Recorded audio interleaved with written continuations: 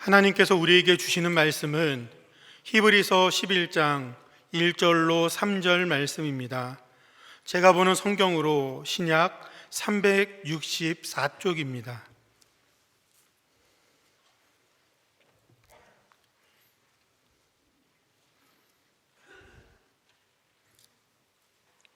하나님의 말씀을 봉독하겠습니다. 믿음은 바라는 것들의 실상이요 보이지 않는 것들의 증거니 선진들이 이로써 증거를 얻었느니라. 믿음으로 모든 세계가 하나님의 말씀으로 지어진 줄을 우리가 아나니 보이는 것은 나타난 것으로 말미암아 된 것이 아니니라.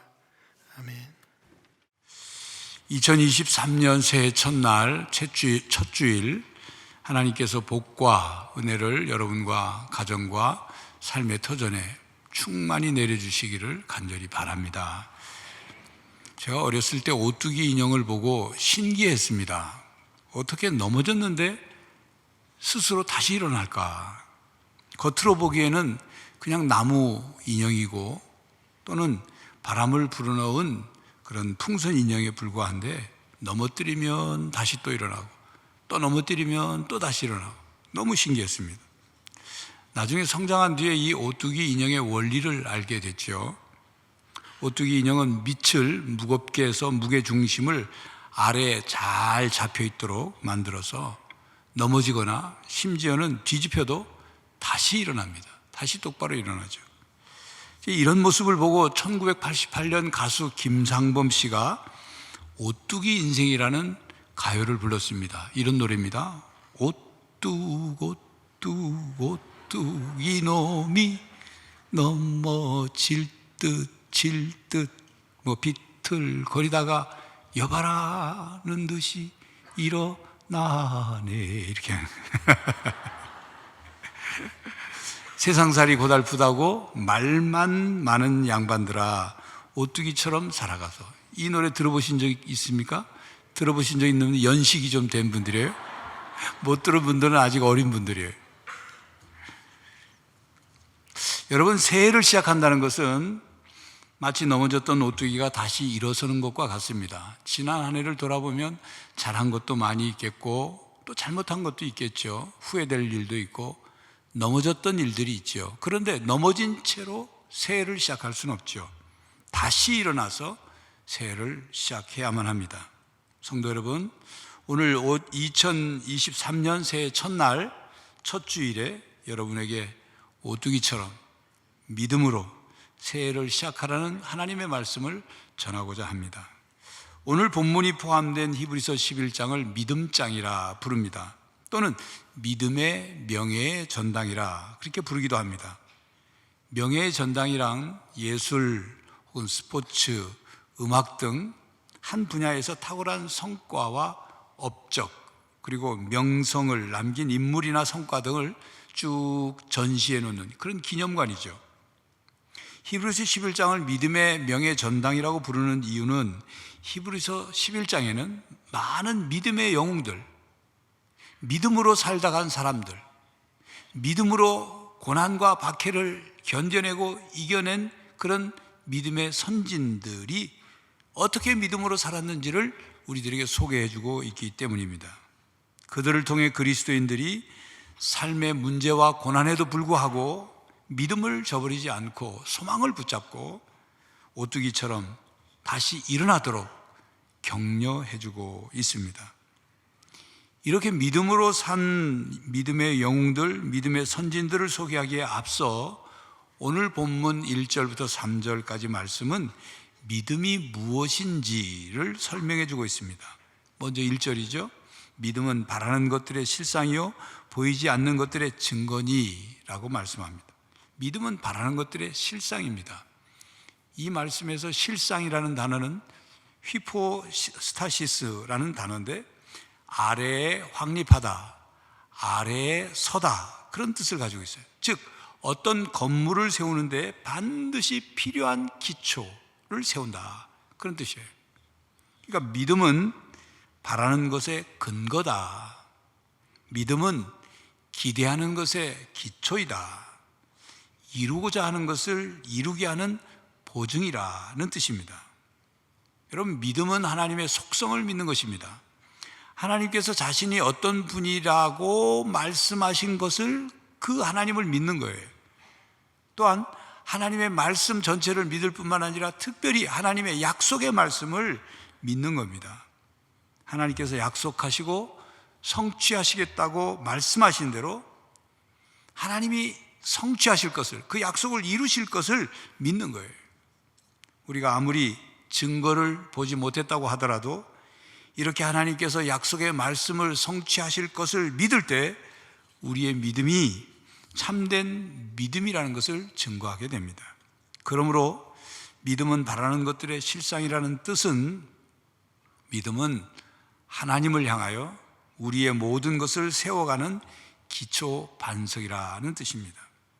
하나님께서 약속하신 것을 성취하실 것을 철저히 신뢰함으로 그것을 바라고 기다리고 기대하는 것을 뜻합니다. 믿음의 이러한 특성은 그리스도인들로 하여금 진리의 말씀을 견고히 붙잡게 하고 하나님께서 주실 복에 대한 약속을 확신하게 됩니다. 이 믿음으로 믿음의 선진들은 살았습니다. 히브리서 11장에 소개된 믿음의 선진들은 오직 하나님을 믿고 하나님의 약속을 바라고 기대하며 믿음으로 확신하고 그것을 누렸습니다. 그것을 자기 것으로 만들었습니다. 믿음은 보이지 않는 것들의 증거니라는 말씀은, 믿음은 사람이 볼 수 없고 맛볼 수도 없고 또 들을 수도 없고 만질 수도 없는 어떤 실체를 믿는 것을 의미합니다. 보이지 않는 것들은 바로 영원한 생명, 미래의 보상, 천국, 심판의 때 등을 포함합니다. 믿음은 이러한 것들을 오감으로 인지할 수 있는 것처럼 실제적인 것으로 인식하게 합니다. 그래서 믿음은 보이지 않는 것들을 확실한 증거로 받아들입니다. 아직 보이지 않는 주님의 재림, 주님의 심판, 천국에 대하여 그렇게 말씀하신 그 주님의 말씀을 마치 실험을 통하여 얻은 확실한 증거처럼 분명한 증거로 믿고 받아들이는 것이 믿음입니다. 그렇기 때문에 믿음이란 하나님께서 무엇인가를 약속하셨다면 지금은 보이지 않지만 하나님께서 그 약속을 꼭 이루신다고 확신하는 거예요. 믿음이란 하나님이 보이지 않는 약속에 대한 이런 확신 때문에 그리스도인들은 세상의 반대와 또 박해와 유혹과 조롱에도 불구하고 그 믿음을 지키고 그 믿음으로 인내하는 것입니다. 그렇습니다. 이렇게 미래를 내다보게 하는 믿음의 능력은 그리스도인들로 하여금 오직 하나님의 말씀만을 의지하고 보이지 않는 미래를 향해 담대하고 진지하게 나아가게 합니다. 이렇게 그리스도인들은 믿음으로 보이지 않는 것을 볼 수 있고 볼 수 없는 것을 보는 것입니다. 이것을 이렇게 설명해 보겠습니다. 여러분, 편광 렌즈를 아십니까? 편광 렌즈는 일반 렌즈와는 달리 눈부심 현상을 발생시키는 그 반사광을 막아주는 그런 필터 역할을 합니다. 그래서 일반 렌즈로는 잘 보이지 않는 것을 편광 렌즈를 껴면 잘 볼 수 있습니다. 여러분, 화면에서 볼 수 있는 것처럼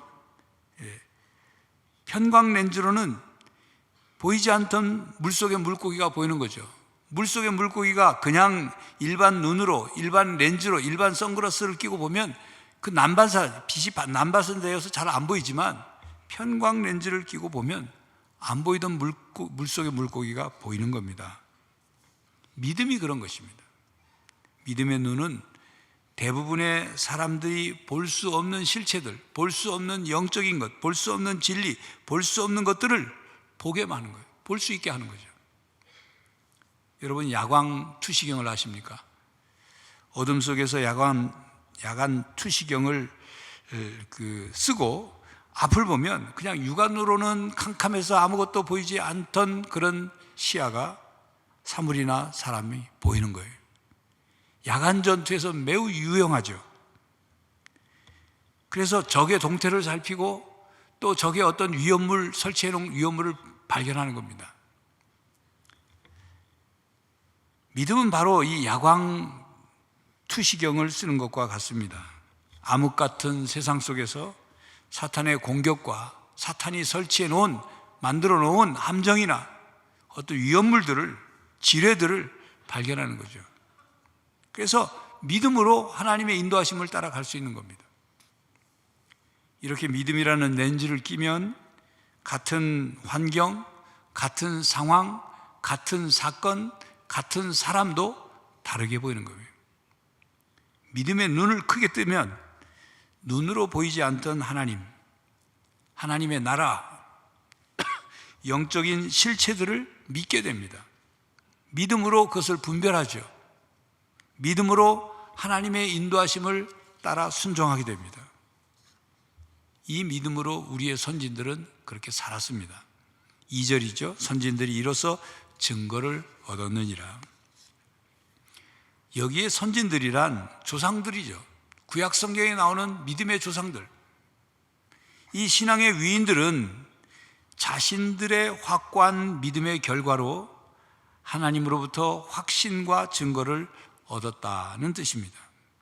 여러분, 성경에 보면 곳곳에서 이 믿음의 선진들, 믿음의 조상들이 우리들에게 이렇게 외치고 이렇게 말씀하고 있는 것 같습니다. 네 눈에 보이는 것, 만져지는 것만이 실체가 아니고 전부가 아니다. 눈에 보이지 않는 영적인 실체와 하나님의 나라를 믿음으로 볼 수 있고 믿음으로 만질 수 있고 믿음으로 경험할 수 있다. 그것이 믿음이다. 그 믿음을 가져라. 이렇게 말씀하고 있다는 거죠. 그래서 3절에 믿음으로 모든 세계가 하나님의 말씀으로 지어진 줄을 우리가 아나니 보이는 것은 나타난 것으로 말미암아 된 것이 아니라는 말씀처럼 우리는 믿음으로 모든 세계가 하나님의 말씀으로 지어진 줄을 압니다. 그렇습니다. 하나님은 말씀으로 모든 세계를 창조하셨습니다. 하나님의 말씀은 놀라운 능력이 있기 때문입니다. 사람의 말은 그 무엇을 창조할 수 있는 능력이 없습니다. 그러나 하나님은 이 능력의 말씀으로 세계를 창조하셨습니다. 그렇기 때문에 하나님에 대한 믿음이 우리에게 있다면 하나님께서 이미 있었던 물체를 가지고 모든 창조 세계를 창조하셨다는 것이, 창조하신다고 하셨다고 믿는 것이 아니라 새롭게 만드셨다는 거예요. 또 볼 수 있는 것에서 유래된 것이 아니라 무에서 유를 만드셨음을 알고 이해하고 믿습니다. 우리는 하나님께서 창조하실 때 그 창조 현장에 우리가 목격을 가서 그 자리에서 목격을 했기 때문에 하나님이 창조하셨다는 사실을 믿는 것이 아니라 성경 말씀과 그리고 사랑하는 하나님 아버지와의 관계를 통해서 세상이 하나님의 목적을 가지고 창조되었고 우리도 그 목적 중에 하나로 창조되었다는 것, 그것을 알기 때문에, 그것을 믿기 때문에 이것을 통해서 온 세상의 모든 창조물들을 알게 되고 이해하게 되고 믿게 되는 것입니다. 여러분, 믿음은 무조건 믿는 것이 아닙니다. 믿음의 대상이 있습니다. 믿음의 근거가 있습니다. 믿음의 내용이 있습니다. 우리는 하나님을 믿습니다. 우리의 믿음의 대상은 하나님입니다. 히브리서 11장 6절에 믿음이 없이는 하나님을 기쁘시게 하지 못하나니 하나님께 나아가는 자는 반드시 그가 계신 것과 또한 그가 자기를 찾는 자들에게 상 주시는 이심을 믿어야 할지니라는 말씀처럼 우리의 믿음의 근거와 내용은 하나님의 창조하심과 하나님의 존재하심과 하나님의 응답하심에 대한 하나님의 약속의 말씀, 그것이 우리의 믿음의 근거와 내용입니다. 그렇기 때문에 본문 뒤에 7절에 보면 믿음으로 노아는 아직 보이지 않는 일의 경고하심을 받아 경외함으로 방주를 준비하여 그 집을 구원하였으니 이로 말미암아 세상을 정죄하고 믿음을 따르는 의의 상속자가 되었느니라는 말씀처럼 노아는 한 번도, 그의 일생에 한 번도 경험해보지 못한 그 홍수에 대한 얘기를 하나님께 들었어요. 그리고 언제 홍수가 일어날지 몰라요.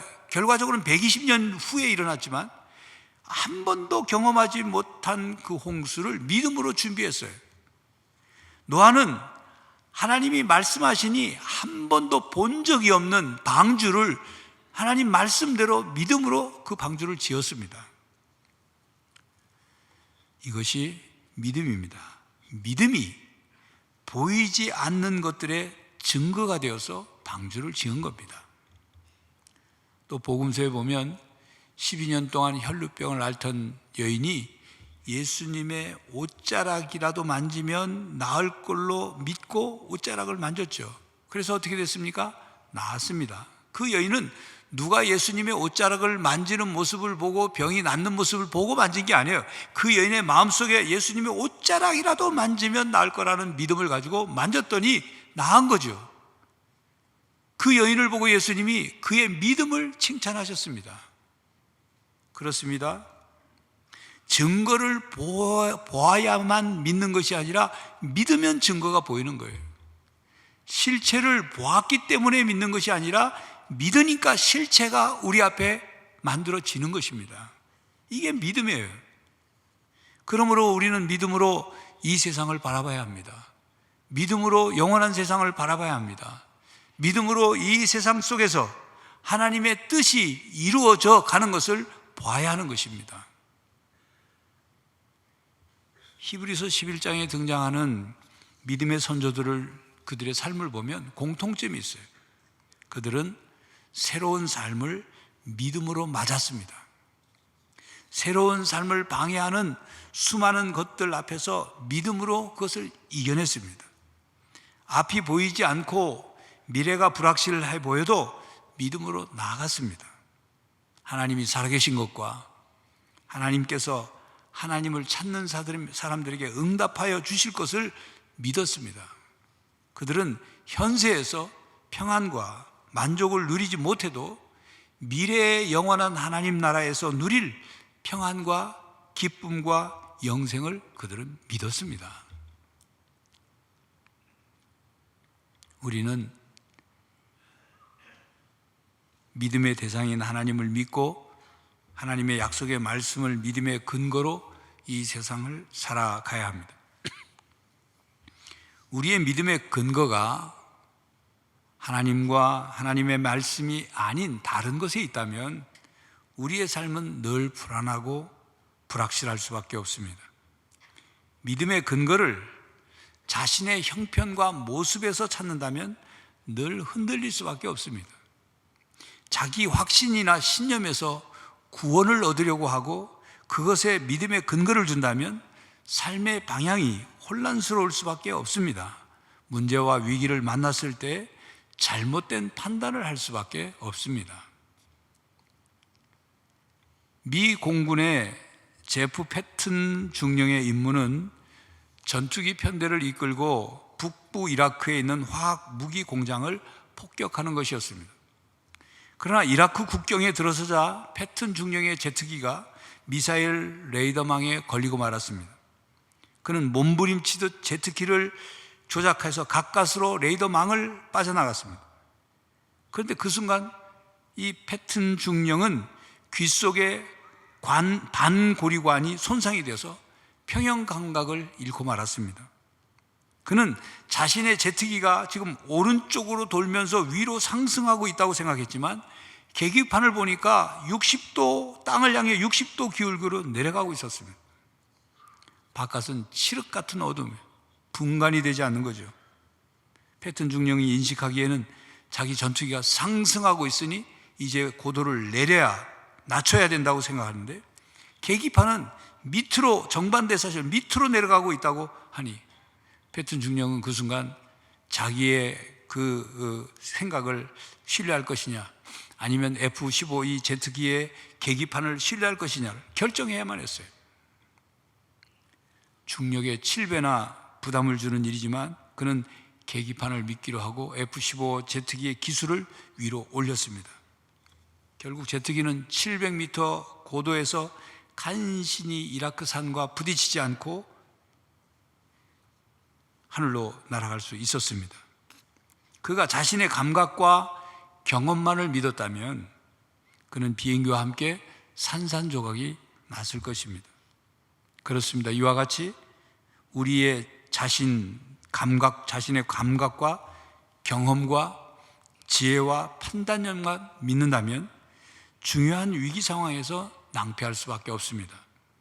내 힘만으로 모든 인생의 문제들을 해결할 수 없습니다. 신뢰란 나보다 하나님께서 우리에게 가장 좋은 것이 무엇인지를 아신다는 것을 믿음으로써 시작되는 거예요. 하나님은 시간과 공간의 주인이시고 모든 일을 주관하시는 분임을 믿고 우리는 하나님을 신뢰해야 합니다. 하나님의 뜻이 우리의 생각과 정반대일지라도 우리는 하나님의 계기판을 믿고 신뢰하며 따라야 합니다.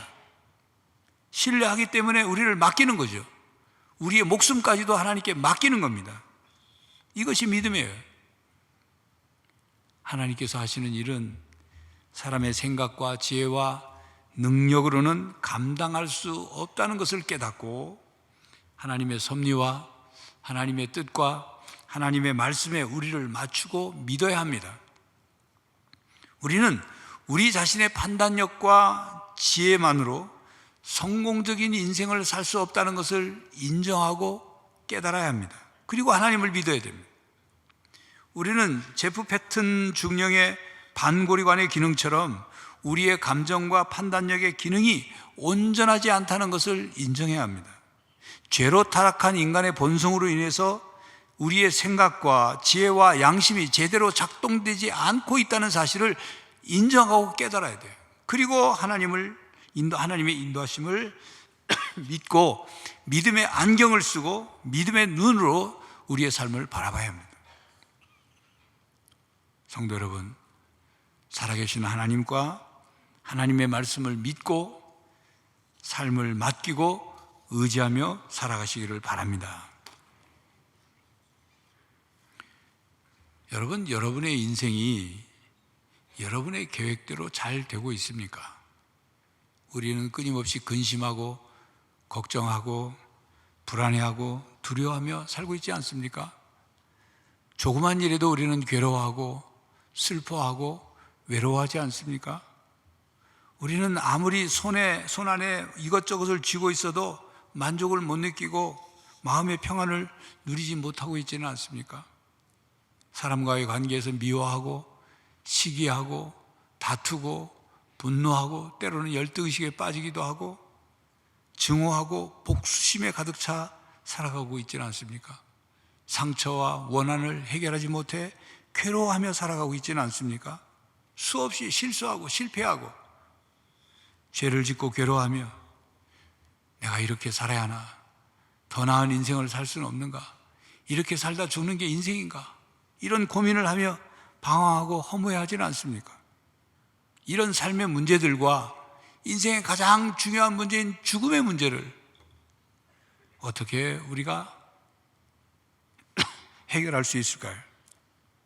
내 힘만으로는 안 됩니다. 내 지혜만으로는 어림없습니다. 내 능력만으로는 인생의 문제가 해결되지 않습니다. 내 생각만으로는 인생의 복잡한 문제가 이해가 되지 않습니다. 그러므로 끝까지 자신이 뭔가를 다 할 수 있다고 생각하는 그 생각을 포기해야 합니다. 하나님 앞에서 내 지혜가 하나님의 지혜를 따라갈 수 없고 내 판단력이 하나님의 판단력보다 정확할 수 없고 내 능력이 하나님의 능력보다 형편없다는 사실을 인정하고 그것을 깨닫고 그리고 주님을 믿고 의지해야 하는 것입니다. 여러분, 하나님이 계시다는 것을 믿는 것과 하나님을 믿는 것은 별개의 문제입니다. 하나님이 계시다는 것을 믿는 것은 자기 마음에 나는 하나님의 존재를 믿어, 하나님이 존재하셔 라고 생각하고 말하는 거예요. 그러나 하나님을 믿는다는 것은 확신과 신뢰와 용납과 그리고 의뢰심을 가지고 하나님께 응답하는 태도입니다. 그리스도인에게 있어서 믿음은 하나님과 하나님 자신을 계시하셨던 그 무엇에 대해 반응하는 것입니다. 믿음이 있다는 것은 그 하나님께 자신을 맡기는 것이고 순종으로 반응하는 겁니다. 믿음이 없다는 것은 하나님께 자신을 맡기지 못하고 자기 생각대로 자기 방법대로 하나님께 순종하지 않는 것입니다. 그러므로 믿음은 내 뜻을 이루겠다는 신념이 아니라 하나님의 뜻이 이 땅에 그리고 내 삶에 이루어짐을 믿는 것입니다. 그렇게 믿음은 내 뜻을 버리고 하나님의 뜻을 따르는 겁니다. 그래서 믿음으로, 그것이 믿음으로 사는 겁니다. 성도 여러분, 믿음으로 새해를 시작하십시오. 믿음으로 새로운 한 해를 바라보십시오. 믿음으로 다시 일어서십시오. 믿음으로 꿈을 꾸십시오. 하나님께 소망을 두고 믿음으로 그것을 이루어 가십시오. 새해 분명히 우리에게 닥쳐올 문제들이 있을 겁니다. 고난과 어떤 위기가 닥쳐올 수 있습니다. 그때 가나안 땅을 정탐했던 12명 중에 10명이 정탐을 하고 와서는 우리는 그들에게 메뚜기와 같다고 비관하고 포기하고 절망하는 그런 말, 하나님을 믿지 못하는 말을 했던 것처럼 우리는 그런 말을 해서는 안 됩니다. 정탐꾼 12명 중에 2명인 여호수아와 갈렙처럼 하나님이 기뻐하시면 하나님께서 나에게 이 새해를 정복하게 해주실 것이다. 하나님이 나와 함께 하시니 반드시 나는 승리할 것이라. 이런 믿음을 가져야 합니다. 이런 믿음으로 새해를 시작해야 합니다. 현실의 환경과 상황과 사건을 믿음의 눈으로 바라보고 믿음의 힘으로 살아가십시오. 하나님께서 여러분과 함께 하십니다. 여러분이 하나님 안에서 바라는 것을 믿음으로 기초를 세우고 여러분의 것으로 만들어 가십시오. 새해에 펼쳐질 일들이 아직 보이지 않고 불확실한 것처럼 보일지라도 믿음으로 바라보고 믿음으로 확신하며 새해를 시작하십시오. 새해를 믿음으로 하나님께 여러분의 삶을 맡기고 믿음으로 승리하는 새해가 되시기를 간절히 바랍니다. 기도하겠습니다. 하나님, 2023년 새해를 우리가 정복해야 할 새로운 미지의 땅처럼 우리에게 허락해 주시니 감사합니다. 아직 보이지 않고 불확실하고 또한 한편으로는 자신 없지만 하나님이 나와 함께 하시고 하나님을 찾는 자에게 응답해 주시고 하나님의 약속은 반드시 성취됨을 믿고 그 믿음으로 한 해를 시작합니다. 그 믿음으로 새해를 바라봅니다. 그 믿음으로 새해를 정복하며 승리하게 하여 주시옵소서. 예수 그리스도의 이름으로 기도하옵나이다. 아멘. 성도 여러분, 믿음으로 다시 시작하십시오. 하나님을 믿고 하나님의 약속을, 말씀을 믿으십시오. 믿음으로 새해를 바라보십시오. 믿음으로 여러분의 삶을 하나님께 맡기고 믿음으로 승리하는 성도들이 되시기를 간절히 바랍니다. 지금은 우리 주 예수 그리스도의 은혜와 하나님 아버지의 사랑과 성령 하나님의 교통하심이 믿음으로 새해를 바라보고 믿음으로 승리하며 살기로 다짐하는 모든 성도들과 가정과 삶의 현장 위에 이제로부터 영원히 함께 하시기를 간절히 축원하옵나이다. 아멘.